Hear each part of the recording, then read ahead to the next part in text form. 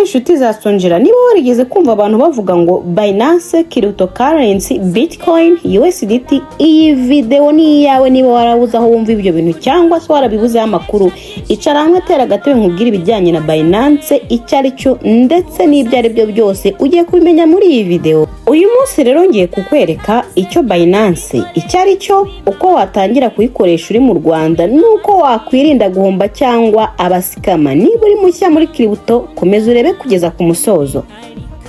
Binance rero ni platform igufasha kugura no kugurisha amafaranga ya digital azwi nka cryptocurrency. Urugero rwa crypto, Bitcoin, Ethereum, USDT nayo ikoreshwa cyane cyane hano mu Rwanda. Tekereza Binance nk'isoko ryo kuri internet, aho abantu bagura bakanagurisha amafaranga y'ikoranabuhanga digital currency nka cryptocurrency, harimo Bitcoin, Ethereum, USDT n'izindi nyinshi cyane kuko zirenga amagana. Ese Binance yatangiye gukora ryari? Binance rero yatangiye gukora mu mwaka wa 2017 mu kwezi kwa karindwi. Mu gihe gito cyane yahise iba imwe mu masoko manini cyane ya crypto ku isi hose. Ninde wayitangije? Umuntu watangije iyi Binance rero ni umushinwa bamwita Changa Peng Zhao. Mumbabarire niba ntazi kuvuga ikishinwa, I'm so sorry. Uyu mushinwa rero wamenyekanye ku izina rya Sizi, ariho natwe abanyarwanda benshi tumuzi. Ni umushinwa wize programming, yakoze mu bigo bikomeye bya tech mbere yo gushinga Binance. Yagize igitekerezo cyo gukora exchange yoroshye, yihuta kandi ifite fees ntoya abantu bajya bakoresha bagahana amafaranga byihuse. Uko Binance yakomeye vuba, yatangiriye mu gukoresha blockchain neza cyane, yoroheje gukoresha ku bantu bose, aba beginner n'abapro bose batangira kuyikoresha.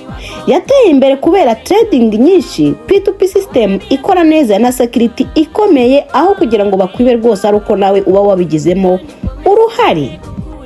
Mu mwaka wa 2017 Sizi yagize igitekerezo cyo gukora urubuga rworoshye rwo gucururizaho cryptocurrency. Yakusanyije amafaranga binyuze muri ICO, Initial Coin Offering, ahita atangiza Binance mu mezi makeya cyane. Mu minsi ya mbere platform yari yihuta kandi yoroshye gukoresha, fees zari hafi ya ntazo ugereranyije n'izindi exchange. Icyatumye ikura vuba rero, yari yoroshye ku batangizi, yari ifite speed iri hejuru, abantu benshi bahise bayigana. Mu mezi make gusa yahise iba imwe muri platform zicuruza cryptocurrency zikomeye ku isi. Dore intambwe ya mbere rero, niba ushaka gutangira gukoresha Binance, jya muri Play Store cyangwa Apple Store bitewe na telefone yawe, niba ari Android cyangwa se iPhone. Searchinga ijambo Binance, bana i na na na a na na na cha na e. Numara gusearchinga ijambo Binance, yi downloading. Intambwe ya kabiri, fungura account ukoresheje email cyangwa se telefone. Intambwe ya gatatu, kora verification. Ntago biba bikomeye, nzajya nshyiraho, nzakora izindi video zibereka uburyo mukora verification, ugashiramo isura yawe ndetse n'ibyangombwa byawe, nimba ari irangamuntu cyangwa se passport. Ubundi rero ibi bituma account yawe iba secure kandi ikwemerera gukora transaction nyinshi. Iyo umaze kubikora ibyo ngibyo, utegereza akanya gatoya uhita uba verified. Iyo umaze kuba verified rero, utangira gukoresha Binance account yawe, ugatangira kuryoherwa ku byiza byo kuri Binance. Ese Binance undi yatangiye kumenyekana mu Rwanda ryari? Uyu munsi ngiye kubwira ngo ni ryari Binance yamenyekanye mu Rwanda. Ni muri COVID-19. Abantu benshi baragiye barashoma, tubura icyo dukora, tubura amafaranga, nawe urimo wari warashomye. Noneho abantu batangira kwiga uburyo bakorera amafaranga online kuri internet. Ubwo nibwo bamwe batangiye kwishora muri cryptocurrency na Binance bitangira kuvugwa cyane. Abantu batangira kujya bashaka kuyimenya, batangira kujya bashakisha amakuru kuri yo Binance, cyane ko bamwe bari basanzwe bayikoresha mu gakeya, cyane ko abantu bari batarizera neza ko washyira amafaranga yawe akaba ari save 100%. Abantu batangiye kujya bayikoresha muri P2P, abandi bakajya bajya muri online scam, bakaza bakagurisha kuri Binance.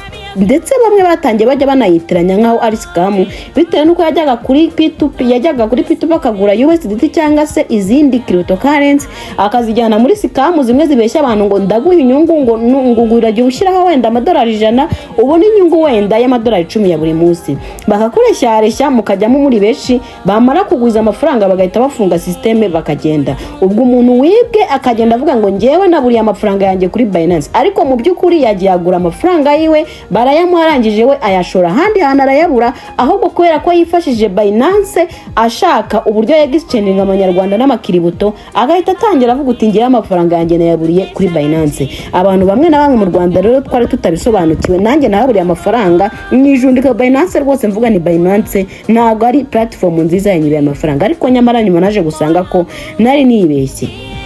Ikindi cyatumye Binance ihita imenyekana cyane mu Rwanda nuko yazanye uburyo bwo kugura no kugurisha ukoresheje mobile money. Ibi byoroheje cyane amafaranga uburyo abantu bayikoresha bituma abantu batangira gukoresha MTN bagura ndetse banagurisha ibijyanye na cryptocurrency bakoresheje mobile money.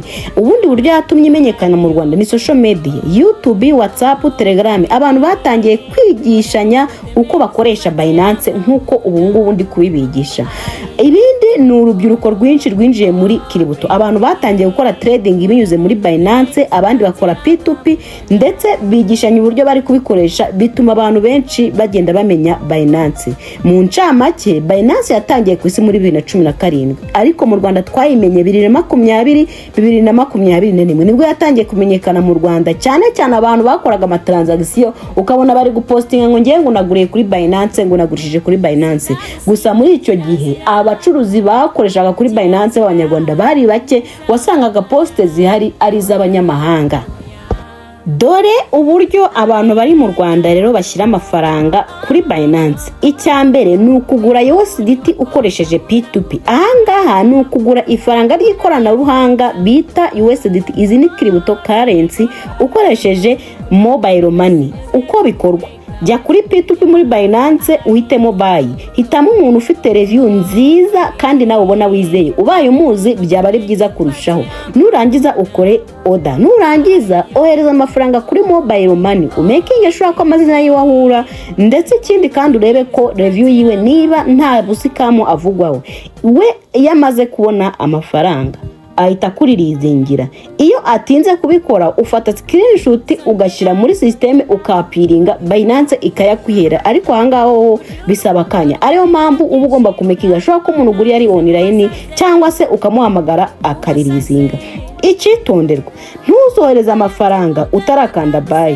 Jya uhitamo sera ufite review nziza, ufite rating nziza. Ibingibi bigufasha kutaba scammed. Ikindi umuntu uzakubwira ngo ririzinga before yuko aguha akakubwira ngo ririzinga mbere yuko nkoherereza amafaranga mu gihe ugiye kugurisha, ibingibi ntabwo ari byiza ahubwo akenshi araguscaminga. Hari uburyo butatu bwo kwinjiza amafaranga muri Binance. Uburyo bwa mbere ni ukugura kiributo iri hasi then ukazayigurisha yarazamutse. Ujya muri spot, muri trading ukagura wenda tuvuge Bitcoin niba iri 60 wenda. Ubwo uba wanarizinze ukareba nimba izazamuka. Ukayigura ko irazamuka cyangwa se iramanuka. None ukazacunga igeze nko ku 35 cyangwa 70 ukayigurisha. Bitcoin ubu tuvugana ihagaze mu 70 gutyo 80. Ushobora kuyigurira aho ngaho mu minsi ishize yari iri ku $120 by'idolari. Urumva yuko nk'umuntu wayiguze iri kuri na 70 murumva amafaranga afite ukuntu angana. Ntabwo ari Bitcoin gusa na za Ethereum n'izindi nyinshi cyane murazizi kundusha.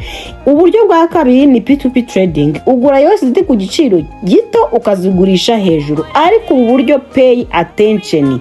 Ubu buryo buragoye cyane kubera ko buba mu busikama bwinshi. Ikindi kandi iyo uhuye n'ikibazo muri ubu buryo akenshi ntabwo ubona bagufasha kubera yuko leta y'u Rwanda yavuze ko gukora Binance ari gufata risk ku giti cyawe. Bityo rero iyo umuntu abonye uburyo gusikaminga hari igihe utabona ubufasha mu buyobozi bitewe nuko nta mategeko ahari agenga Binance ari gukora kuri risk yawe.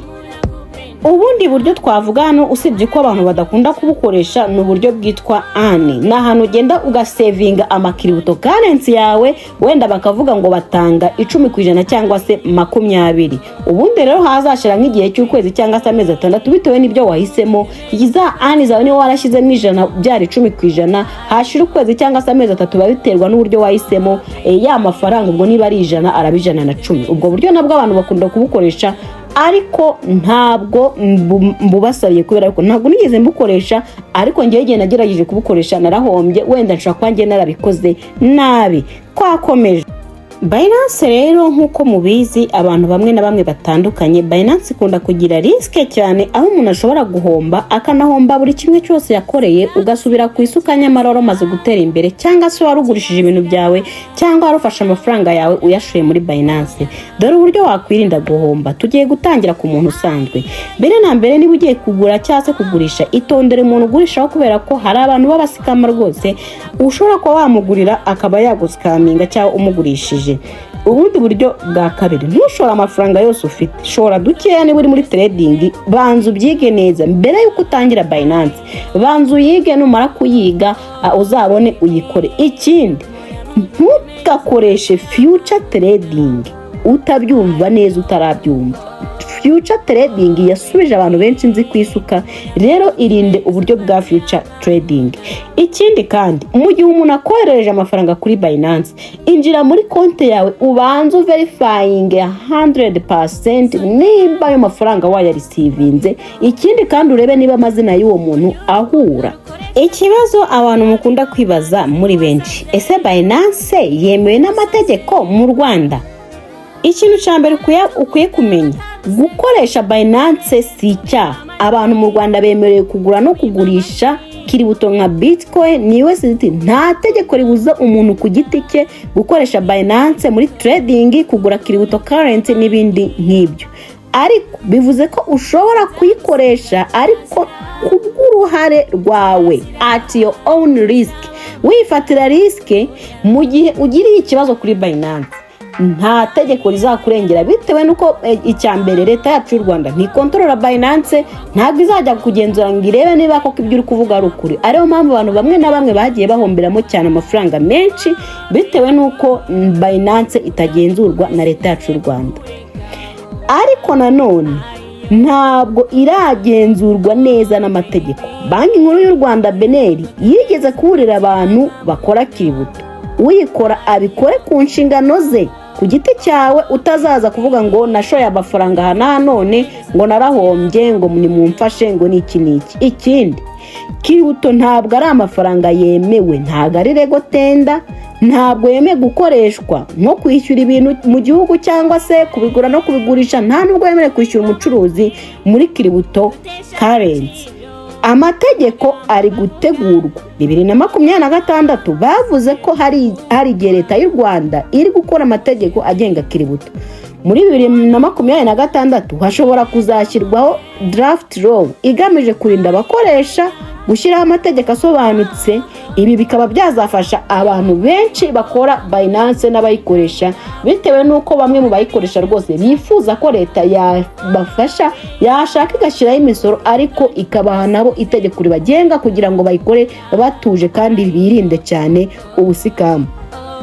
Ibi bivuze ko mu gihe kiri imbere Binance n'izindi platform zijyanye zikorana n'amategeko neza, izo ni nka za OKX, za KuCoin, ni nyinshi cyane, za Paxful, zishobora kuzakora byemewe n'amategeko. Ariko kuri iyi saha nta tegeko rigenga Binance yikore ku gihombo cyawe. Nuhomba ushobora kujya kuri RIB, umuntu yagusikaminze bakaba bagufasha ibireba, ariko nta tegeko ribihana no kugufasha n'ubushake bwabo, cyane ko basohoye amatangazo menshi avuga yuko ugomba gukora Binance kuri risk yawe.